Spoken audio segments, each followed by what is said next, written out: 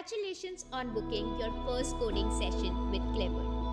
In order to be prepared for the session, we need to first be ready with setting up our account. For this, we need to go to clever.com website and click on the top right corner of the sign up option. After clicking on sign up, it will be asking for a bunch of details. And once we have filled up all the information, we need to click on register.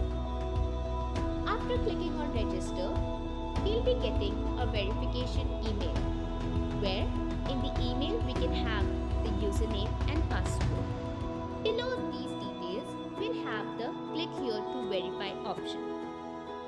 Once we click on the link, we will be redirected to a page where it will say login now. And once we click on login, we will be redirected to AI Labs where we need to fill out the username that we have received via mail and the password that we set up while doing the registration.